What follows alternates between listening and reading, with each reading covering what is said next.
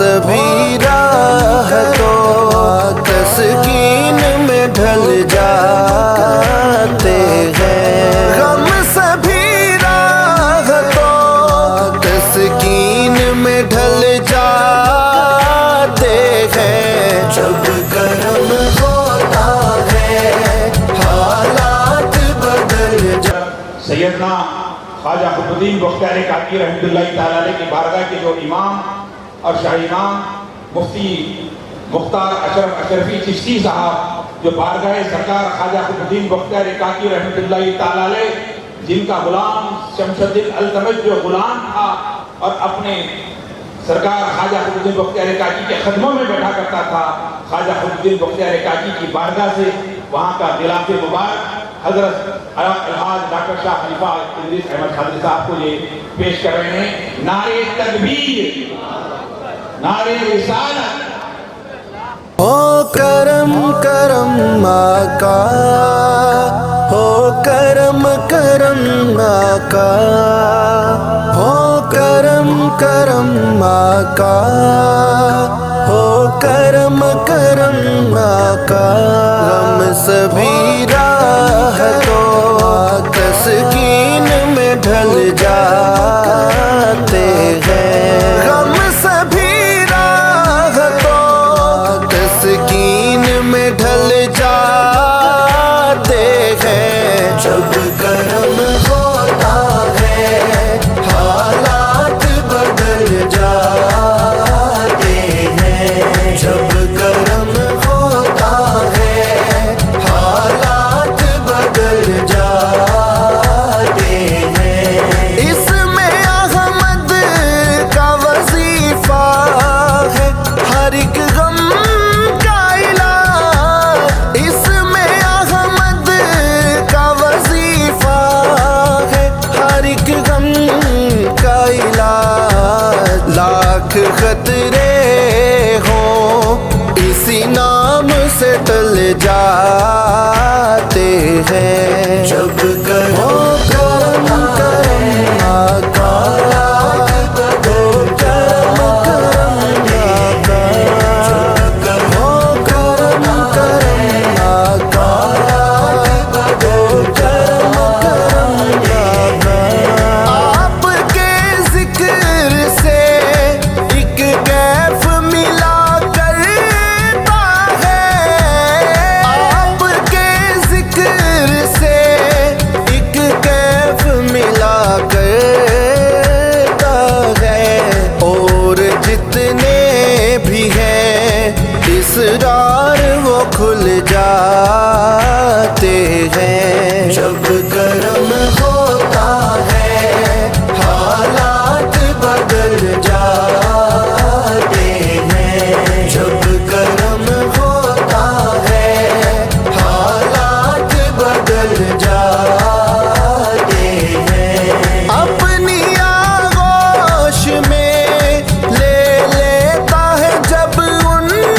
کا کرم، اپنی آغوش میں لے لیتا ہے جب ان کا کرم، زندگی کے سبھی انداز بدل جاتے ہیں، جب کرم کرم آقا، ہو کرم کرم آقا، ہو کرم کرم آقا، ہو کرم کرم آقا، آپ پڑے ہیں تیرے قدموں میں یہ سن کر ہم بھی، آپ پڑے ہیں تیرے قدموں میں یہ سن کر ہم بھی، جو تیرے قدموں پہ گرتے ہیں سنبھل جاتے ہیں، جب کرم ہوتا ہے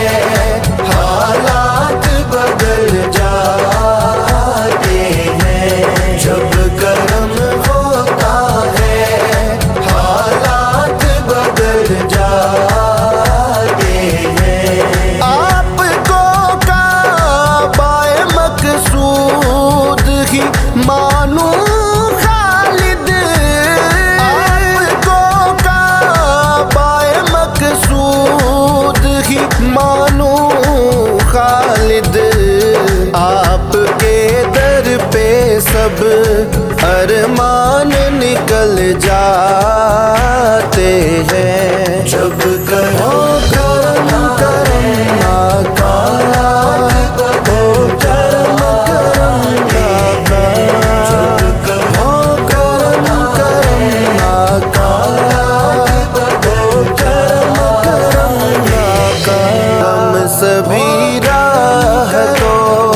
تسکین میں ڈھل جاتے ہیں ہم سبھی راہ تو تسکین میں ڈھل جاتے ہیں جب کرم ہوتا ہے اور عرفان اللہ کنوری صاحب قبلہ حیدرآباد کی بزرگ شخصیت اور خانقاہی صلی علی رسول کریم اما بعد فقال الله تعالى في القرآن المجيد والفرقان الحميد أعوذ بالله من الشيطان الرجيم بسم الله الرحمن الرحيم إن الدين عند الله الإسلام صدق الله مولانا العظيم بندے پروردگارا امت احمد نبی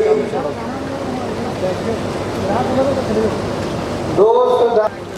ملت حضرت علی خاک پائے غوث اعظم زیر سایہ ہر ولی قابل صد احترام بانی و دائی و نور محفل حضرت خلیفہ الحاج بد ادریس صاحب قبلہ حفظہ اللہ تعالی اور بارگاہ اجمیر شریف کے چشم چراغ حضرت ریاض المشائخ حضرت سید خواجہ غیاث الدین معینی چشتی اجمیری مدد اللہ العالی سرزمین دلی کے مہمان مکرم حضرت علامہ مختار اشرف اشرفی اکرمہ اللہ تعالی اسٹیج پر جلوہ افروز دیگر علماء کرام مشائخ اعظام اور برادران اہل طریق والجمیع حاضرین کرام بڑی مسرت اور خوشی اس ماحول کو دیکھ کر ہو رہی ہے اور میں پہلے محب گرامی حمید مدعو کیا وقت کافی ہو چکا ہے اور محفل سما کا آغاز ہونے والا میں سوچ رہا ہوں کہ کیا کروں مختلف باتیں ذہن میں فکر میں آ رہی ہیں لیکن ابتدا میں جس آیت کریمہ کی کہ ایک حصے کی تلاوت کا شرف حاصل کیا اس کا ترجمہ نہایت ہی مختصر تشریح کے ساتھ عرض کرتے ہوئے اپنی گفتگو کو میں ختم کروں. اللہ تعالیٰ کا ارشاد ہے کہ بلا شبہ دین ان الدین ان الدین عند اللہ الاسلام۔ اس کا سیدھا سادہ ترجمہ یہی ہوتا ہے، کیا جاتا ہے کہ اللہ تبارک و تعالیٰ کا پسندیدہ دین اسلام ہے۔ تھوڑا سا لفظی اعتبار سے ترجمے کی طرف رخ کیا جاتا ہے۔ ان الدین بلا شبہ دین، بلا شبہ دین عند اللہ، اللہ کے پاس۔ ان الدین بلا شبہ دین عند اللہ، اللہ کے پاس ہے۔ کیا ہے اسلام؟ تو معلوم کیا ہوا کہ دین جو اسلام ہے وہ اللہ کے پاس ہے۔ جب اللہ کے پاس ہے تو کوئی مسلمان ہونا چاہتا ہے تو کیا کرے؟ اللہ تبارک و تعالیٰ کے پاس جائے تاکہ وہ اسلام قبول کرے۔ عزیزان گرامی، مختصر آج کی اس محفل کے حوالے سے جہاں اہل طریق یہاں حاضر، تو عرض کروں کہ اللہ تبارک و تعالیٰ ہے کہاں؟ ہمارا ایمان اور یقین ہے کہ اللہ تبارک و تعالیٰ فوق العرش تحت الثری کائنات کے ذرے ذرے پر موجود ہے۔ وہی پروردگار عالم نے ساری مخلوقات کو پیدا کیا، اس میں افضل مخلوق، اکرم مخلوق انسان کو پیدا فرمایا، اور جب انسان کو پیدا فرمایا تو اس میں اپنی روح ڈالی، تو وہ بندہ، وہ انسان کو بات کرنے اور جو ہے تمام اعضاء و جوارح کو استعمال کرنے کے لائق ہوا۔ تو اس بندے میں، وہ بندہ اس دنیا میں جب آیا تو اس کا حشر کیا تھا؟ پہلے تو اعلان ہو رہا ہے۔ اللہ تبارک و تعالیٰ فرما رہے ہیں هل أتى على الإنسان حين من الدهر لم يكن شيئا مذكورا۔ کہ انسان تیرا کہاں تذکرہ تھا؟ تیرا کہیں کہیں تذکرہ تھا نہیں تھا، اور ہم نے اس کو عالم وجود میں لایا، عالم عدم سے یہاں پر وجود میں لایا۔ تو یہاں پر جو کچھ بھی یہاں ہمارے سامنے ہے تو اللہ تبارک و تعالیٰ جل شانہ کی ذات مبارکہ نے اور حضرت آدم علیہ السلام کی اولاد میں افضل مخلوق، بلکہ اول مخلوق، اول روح حضرت آقا محمد رسول اللہ صلی اللہ علیہ وسلم کو جلوہ افروز فرمایا کہ وہ آقا نے ارشاد فرمایا کہ من رآنی فقد رآنی، ارے جس نے مجھے دیکھا اس نے آپ کو دیکھا۔ اب آئیے، اللہ کے رسول نے بیان اسلام دیا اور بندگان الہی آقا علیہ السلام کو ترتیب کے دستے مقدس پر اسلام کو قبول کرتے رہے۔ ان الدین عند اللہ الاسلام، اور وہ سلسلہ جب چلا مولا کائنات سے اولیاء کرام کے سردار حضور سیدنا مولانا غوث الکل پیرانکی الشیخ عبد القادر الجیلانی رضی اللہ تعالیٰ عنہ، ان کی شان مبارکہ کیا ہے کہ آج بھی شیخ الحدیث حضرت خواجہ شریف علیہ رحمہ فرمایا کرتے تھے کہ آج بھی روزانہ زہرِ گرہ میں اولیاء کرام کا اجتماع ہوتا ہے، اور اس کی صدارت سرکار سیدنا غوث القلین پیران پیر رضی اللہ تعالیٰ عنہ فرماتے ہیں۔ تو پیران پیر ارشاد فرماتے ہیں ہذا وجود جدنا وجود عبد القادر۔ تم دیکھ رہے ہو کہ عبد القادر کو، یہ عبد القادر کا وجود نہیں ہے بلکہ میرے نانا محمد رسول اللہ کا وجود ہے۔ تو اب آئیے جو حضور